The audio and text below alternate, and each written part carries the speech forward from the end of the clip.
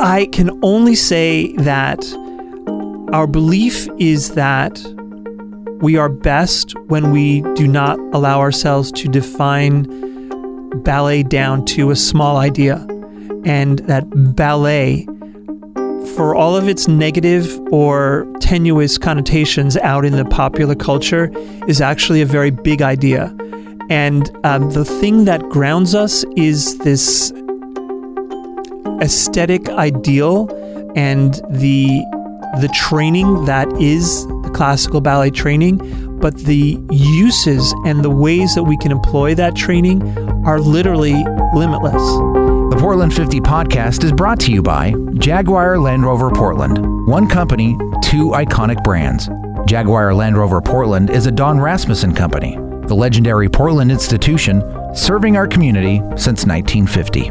Additional support for the Portland 50 is provided by Zupan's Markets.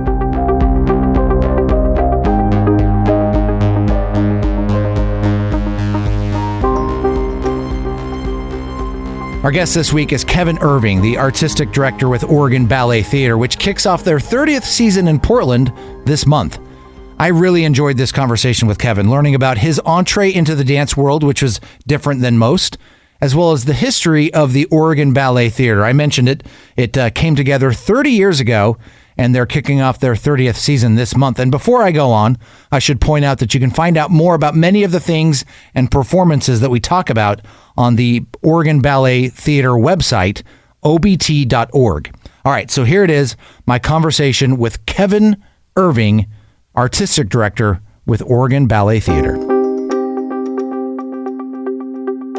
Thanks for making the time. I know this is a big week. We talked about this off mic, but you're moving into the Keller right now. The company's moving into the Keller. That's right. We are, as we speak, setting up and getting everything ready for the opening of our 30th anniversary season, which starts Saturday night, October 5th. So explain this to me, because I've always been curious about this. The Oregon Ballet Theatre, where is your normal base of operations? We operate a studio in South Waterfront, right next to the old spaghetti factory, if you're a legacy Portlander and you know where that is before anything else was there. Right. And we also have a satellite school down in West Lynn.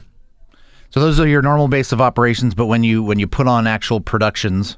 Yeah. When we're performing, we're either at the Keller Auditorium or at the Newmark Theater, typically in the spring. Which is, we're pretty much right now in the KINK studio, sandwiched between those two locations. Exactly, so, yeah. When you make that transition, do all operations shift into the Keller and into the Newmark, or are you still, home base is still out on the waterfront? Well, our back office stays where it stays put. Yeah. We move all of the dancers, all the technicians, all of our scene shop and costumes. It's a big production to go into the theater, right, especially with a show like this. Right. So big productions require big productions. Yeah, they require a lot of people to move things. We've got sets flying in and, a lot of costumes. So there's a lot of hands on deck that you don't see in the performance, but are there behind the scenes. Now, Kevin, as the artistic director, and you 6 years, 7 years you've been? I've been here 6 years. I've just started my 7th season. Okay. Let's talk about your background, because I'm fascinated by this, and I'll explain why. I come from a sports music background. I was in choir in high school. I played sports, was captain of the football team. I'm just throwing that out there in case anybody cares. But it wasn't until I had 2 daughters and a wife that are just heavy into dance. And so I've got a 14-year-old and an 11-year-old, and when they're not in school, they're at the dance studio that we send them to. Awesome. For 5, 6, 7 hours a day. On Saturdays, they're there for 10 hours plus. And it's a whole new world for me, but it has truly opened up my eyes to the athleticism and the physical demands that are...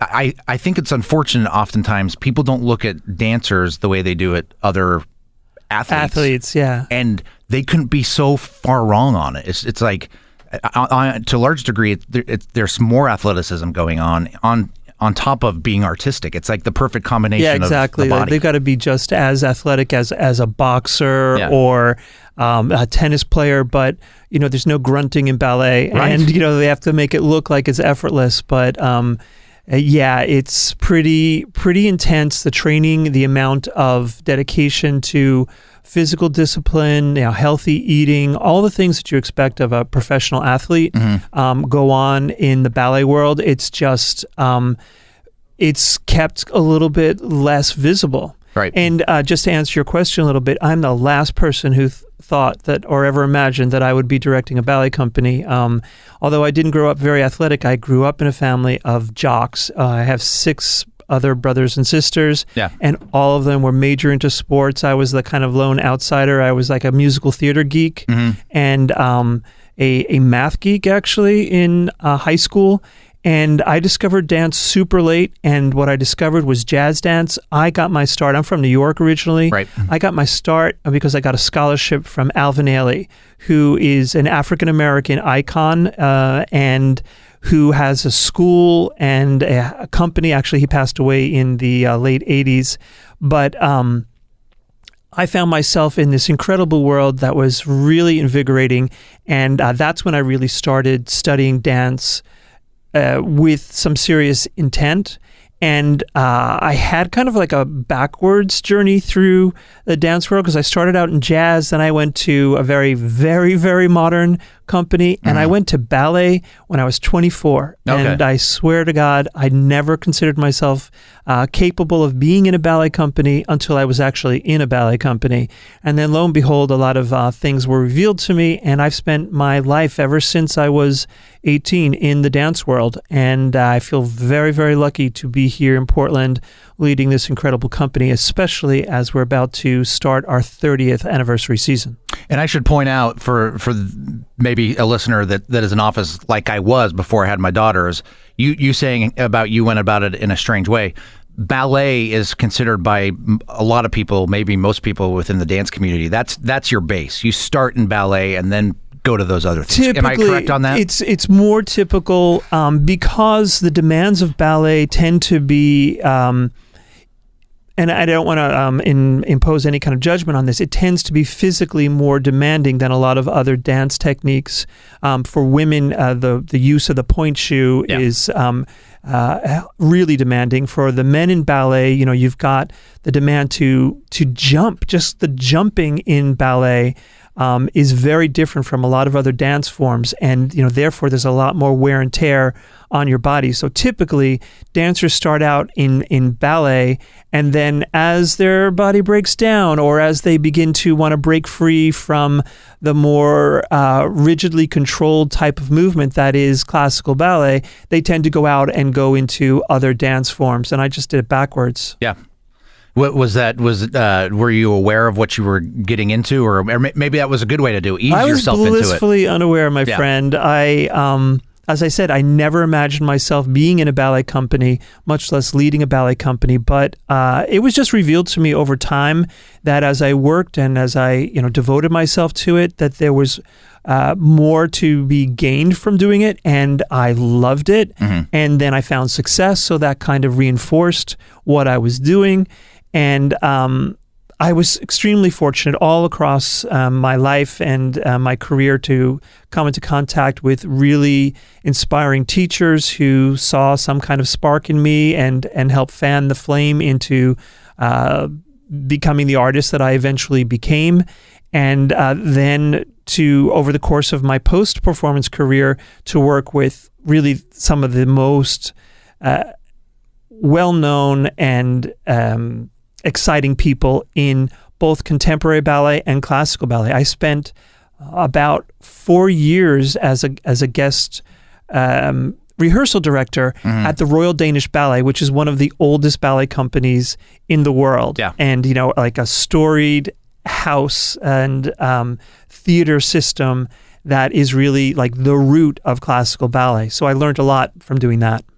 For those that don't know what an artistic director for a ballet company or a dance company, in your case, the Oregon Ballet Theatre, what does an artistic director do?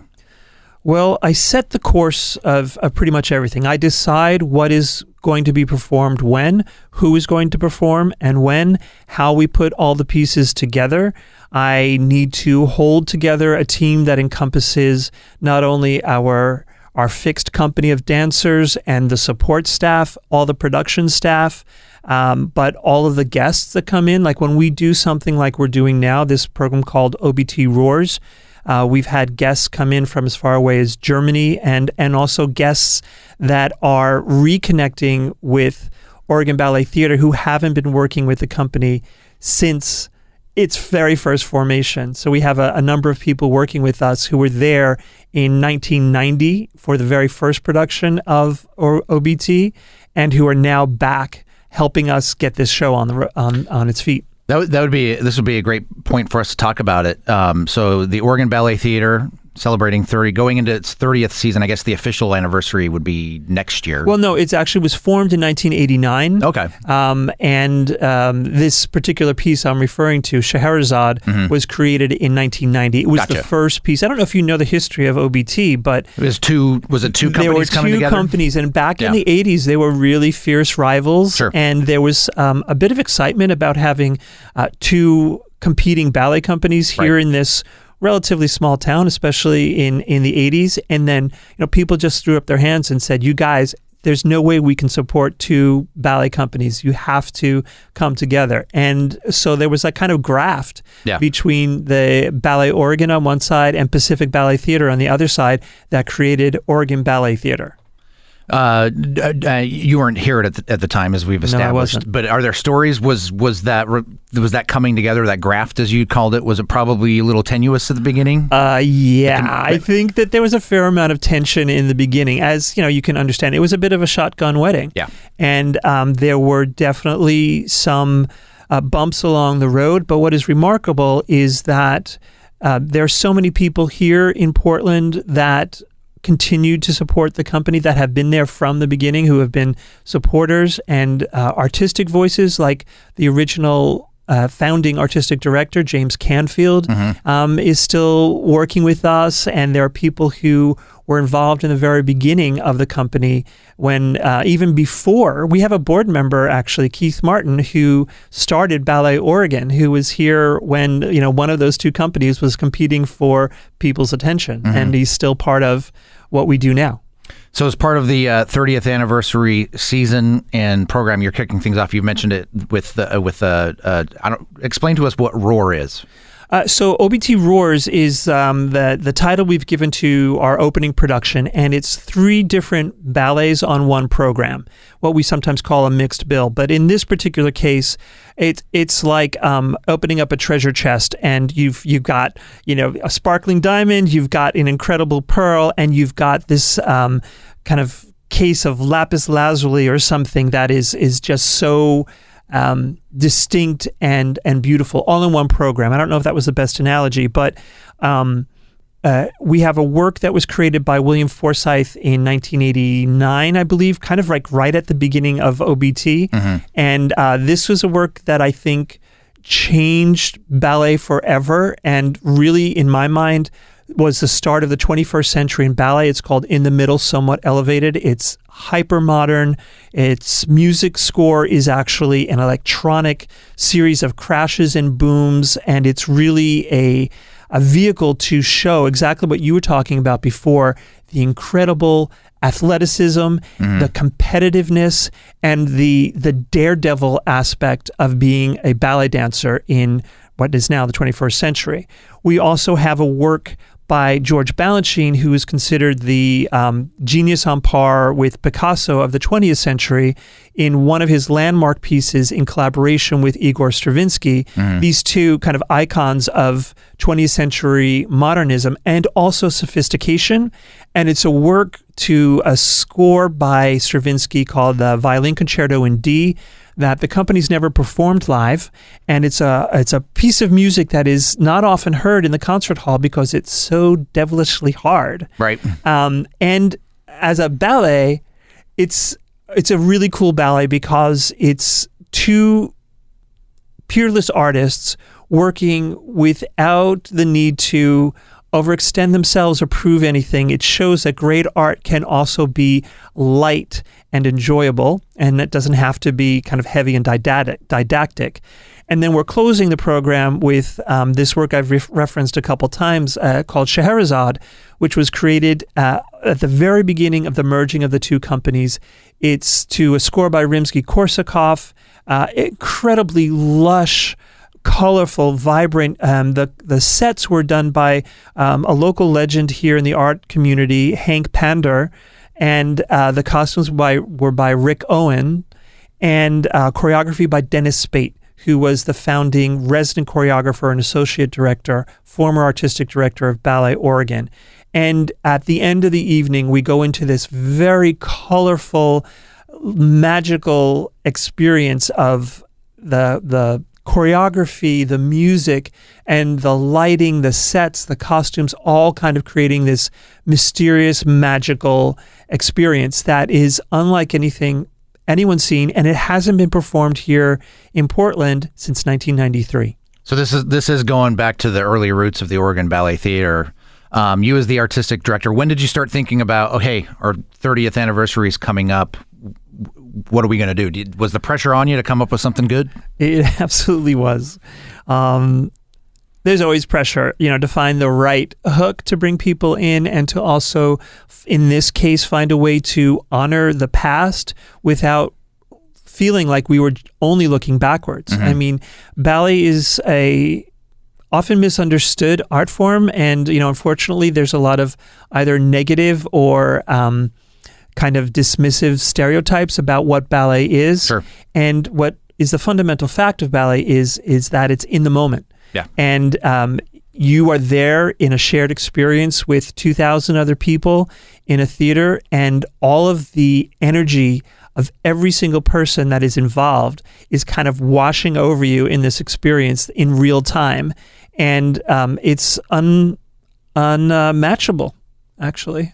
Again, my point of reference comes from watching my daughters do this. And there's been a couple of times where, granted, this is, 14, 15, the older girls, 16, 17-year-old girls, where I'll be watching either at the recitals or some of the numbers they're doing, and the girls that are on point and they start doing these classical ballet moves. It makes me, as this big tough guy, super emotional because I know who these girls are and how hard they've been working, but also it's just so beautiful. This thing you're describing, just this classical art form that fortunately by groups like the Oregon Ballet Theatre and then these small independent studios that are scattered everywhere, that just were continuing to do it. It's a big part of our mission to share that, to be a font of information and support for ballet studios all over the state, actually, because the study of ballet in of itself is something that's extremely good for young people. The discipline that's required, the physical dexterity that's cultivated, the ability to organize yourself in space, is something that is useful and has been proven in scientific studies. I know that there are a lot of football players who have studied ballet over the years simply to get that fine those fine motor abilities to be honed. And then what is sometimes the challenge for us is to get people over the hump of experiencing it as a spectator sport. We don't have online betting for ballet, and at the end of a ballet performance, there isn't a winner and a loser, hopefully. And sometimes I think it's hard for people to understand that the experience itself can get to that sublime level of, like what you said, you get a little bit emotional watching them. You don't necessarily know why, but when we do it right, it's stripped of its precious qualities. The precious, like, oh, aren't we special because we can do this thing that nobody else can do, and we kind of make it so that it feels like you're doing it. You're not only watching it, but you are actually swept up in it and participating in the way, when you are, a Rabid U of O fan and, they're just crushing it on the field. You're swept up in it and you feel like you're part of it. That's what we aim to do with our ballet performances. I would assume, and not as a counter to that, but in the same mindset as a performer, the energy that comes from the crowd is also helping support. It's a two-way thing. It is. Are there times, maybe as earlier in your career when you were a performer, where maybe the audience was a little less lively, that you weren't getting that back and forth? Does that make sense? It does. It does. Rarely, in my experience, are the dancers really aware of the audience until it comes time to take their bows. Right. And at least in my case, I had to really just dive very deep into myself when I was performing and allow things to happen almost in a subconscious way, right? If that makes sense. Pretend like that's not those people aren't there. Knowing full well that you're playing to them and you're working like any technician to get the most out of your endeavors, knowing how to cheat your face, or knowing when to take a pause or a moment to kind of let a gesture sink in, like an actor does when they give the line the right timing. You're aware of that because you're playing to this kind of void, and at the same time, you're trying to be as in the zone as possible so that you're not really feeling the crowd. It's not the same as, I was really into the tennis open, the US Open, right? And that the stadium now, because I'm from New York, it's huge. I can't believe how much bigger it is than when I used to go there. Yeah. And I can only imagine that, there's so much interaction between player and audience or spectators. There's a little bit less of that at the ballet, sure. for sure. But we do feel it. The dancers do feel when they've, you can tell, for instance, if a performance is going along and then there's a quiet moment in the performance, then maybe the music drops out a little bit, maybe there's a little bit of stillness. Yeah. You can tell when you can hear a lot of coughs or rustling that you don't necessarily have them. Right. And then conversely, there are times when you're in the theater and there's like over 2,000 people in the theater and you could hear a pin drop. Sure. That energy, especially because it's contained within the walls of the theater, it really like kind of hums, and the dancers definitely feel that. Right. There's so many questions that I have. Before I forget this question, and then I want to talk about the rest of the program for the 30th anniversary. I noticed this again as a parent with daughters that are in dance studios. The lack of males in dance programs. What's it like at the professional level? Obviously, there's not it's way different than my local studio. But we still have men coming through programs. Does that waver every year to year, or is it at the professional level, or is there still plenty of men coming in? Because we typically, when we think ballet dancers, we think of a bunch of female dancers, and then then a handful of men. Right. First of all, I want to say that OBT has an incredible group of male dancers, and to stack up against almost any company in the world, they are thrilling to watch. But it's true. In our school, we are seeing now actually a kind of burst of interest from younger male children, right? And our boys program is growing in strength, and we see a lot of boys like in the kind of 8 to 12 range, and based on our just the cycle, there's a gap in like the 15 to 17-year-old range, where there's a bit fewer. And every year, for instance, we do a huge summer program, and that kids come from all over the country and even from outside the country to attend 6 weeks here in Portland. And unfortunately, we never have enough boys in the program, because one of the most important things that we do is partnering. And, all the girls they just want to like have a guy, right? Like, lift them up, help them turn, do all these things that are really fun to do. And it is something that we are intentionally trying to address.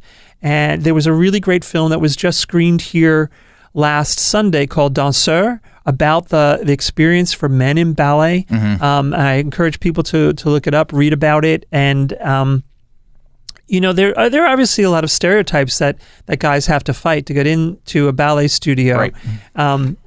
my experience is that, and especially because I did not go through it as a kid, I didn't go to a ballet studio until I was pretty much an adult, that boys, when they come into a studio, are welcome with open arms. They're kind of little kings a little bit because they're so in demand. Yes.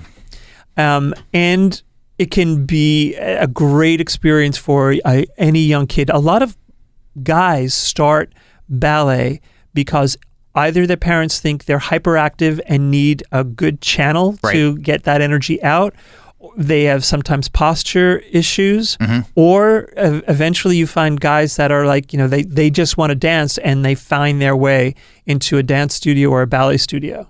I love that you describe the boys that come into those dance studio being kinks, because that's exactly what I experienced. The handful of boys at my local studio, I think back, I'm just like, if I had only known as a 13-year-old kid, if I wanted to meet girls, it would have been to join a dance studio. Exactly. And then probably have had better form on the football field and been a better athlete. All of that. So that's interesting, though. And I think hopefully the trend, because it made some pretty big news just recently where there was the derogatory, I don't know, the comment made on Good Morning America towards Prince William's son taking ballet. And it was really revealing because it was so casual and so lacking in thought as to be just like, oh, everybody thinks this. Right. And, maybe a lot of people do, but they shouldn't. It's, it's kind of ridiculous in practically 2020 that people consider the study of a very physical and yet aesthetically defined pursuit is somehow not manly or not good for boys that want to be boys. Right. I know a lot of sweet mothers at the dance studio, and when that happened, I think that all of them were ready to fight. But it did start a really great movement I saw on social media, which was posting a picture of their son that's a dancer, saying, men are dancers too. And so I thought it was a really interesting point. The Portland 50 podcast is presented by Jaguar Land Rover Portland. One company, two iconic brands. Jaguar Land Rover Portland is a Don Rasmussen company, the legendary Portland institution serving our community since 1950. All right, so let's talk about the 30th anniversary. We've talked about OBT Roars. Right. What other programs are in place for the 30th anniversary? Well, the whole season is kind of constructed so that we hit a lot of major markers in our history, while at the same time keeping our focus firmly on the future. Obviously, in December, our Nutcracker is a big holiday tradition here in Portland. Yeah. Christmas wouldn't be the same. The holidays wouldn't be the same without a trip to the Nutcracker. And we do that every year. But I have to say that, this will be my 7th year here in Portland. Literally every year it's gotten better. Right. And so we intend to continue that trend. In February, our blockbuster full-length ballet is The Sleeping Beauty, which was choreographed by my predecessor, Christopher Stoll. Sleeping Beauty is kind of considered to be the pinnacle of classical ballet and also the classical idiom with music by Tchaikovsky. Obviously, the OBT Orchestra will be playing every performance. It's that kind of thing where if you look at it one way, you could think it's a little bit of a maybe retrograde story of the sleeping princess who is powerless. But my message to everyone is that those women who dance those roles are as strong as Maria Sharapova. They've got incredible dedication and they work really hard to appear as delicate as you might think that they are on stage. In April, we are doing a performance called Beautiful Decay, which is a full evening work by our resident choreographer, Niccolo Fanti. And this is a work that takes us out of the classical idiom and into more of a contemporary realm. It's an abstract work, but it's about the passing of time and the effects of time on the dancer. And it includes two, they're both over 70-year-old dancers in the production, and the juxtaposition of these elder dancers with the youth of the company, that vitality, there's an inherent tension, and it ends up being a commentary on somehow accepting that the decay that happens on the physical realm is accompanied by a growth and a birth even in the more emotional and deeper realm. And that performance is one that is kinesthetically just like fireworks, and then emotionally also really gripping. Mm-hmm. And we finished the year with The Americans 2.0, which is going to be another mixed rep performance at the Newmark Theatre. And we're doing our very first full ballet by Twyla Tharp, who is another American icon, living choreographer, and a work by Agnes DeMille called Rodeo, which was a landmark ballet from the 1940s, but it is like it sounds. It's cowboys in boots, mm-hmm. and kind of the pastoral, like Oklahoma type thing. Yeah. Agnes DeMille was the original choreographer of Oklahoma, based on this ballet. That's how she got that job. And we're also in that performance going to have a world premiere by OBT's founding artistic director, James Canfield, kind of just closing that circle and making sure that everyone understands that even as we honor what has come before, we're just thinking about the future, because we can only be in the here and now and projecting ourselves into the next 30 years.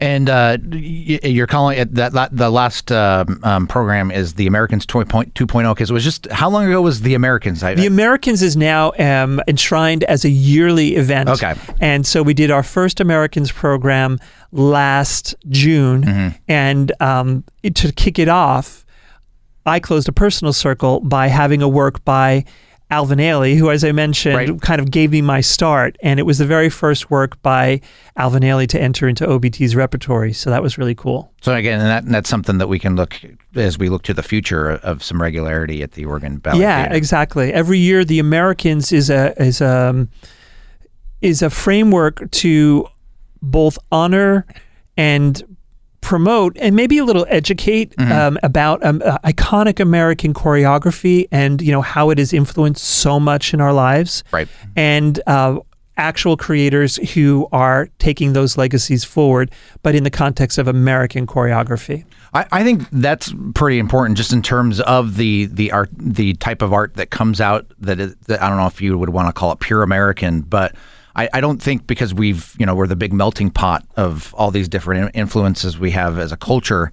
I think it is important to remind ourselves of the great art that's done here in America that obviously has these classical influences in it. But your point about the Oklahoma feel to some of the ballet, that's purely American. You're not going to get that anywhere else. Exactly. Yeah. And that's why it made such a big impact on the world when it was first choreographed. And nobody wants to really go back and read about the history, but you would be surprised to see how long the tentacles are of that particular work, woven throughout popular culture, through movies, television. It's a reference that people recognize without knowing where it's come from. Right. And we're bringing that original starting point back to Portland for the first time.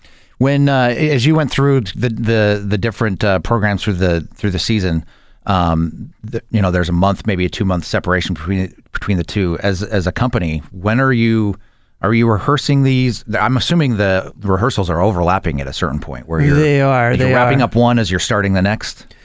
Yeah, well, we started the year with a little bit of work on James Canfield's creation, which is not going to be performed until June. Okay. Even while we were starting to put together this OBT Roars show. Yeah. As soon as we finish Roars, we'll be starting work on the Twyla Tharp piece, just to kind of dip our toes in those waters, even while we begin to ramp up on the Nutcracker. Right. The flow of our season is pretty much we go into heavy classical mode November through February. Sure.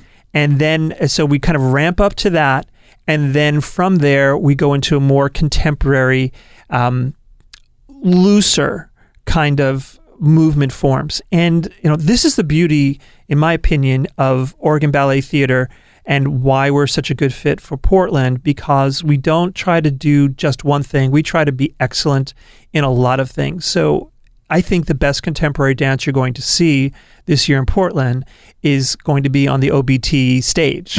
And I think the best classical dance you're going to see this year in Portland is on the OBT stage. And it's because we have an incredibly talented group of dancers, and we've put our resources, and this is from the beginning, the two DNAs that were kind of grafted together was really what created this model. And we're just now trying to leverage both sides of the spectrum to the greatest extent possible.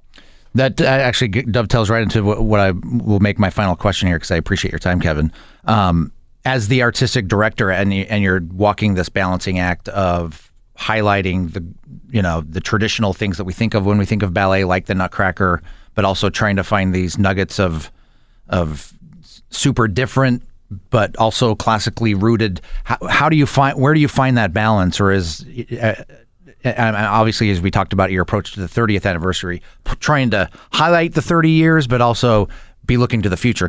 We just went through that at KINK. I'm rambling here, but we just went through that with KINK. We celebrated 50 years as a radio station, which for a rock radio station is unheard of these days. Yeah. And it's like, we want to celebrate the 50 years we just had because it's been a great 50 years, but we are a forward-thinking radio station. So it's probably the same thing for you, is how do you give homage to the past, but also be looking towards the future?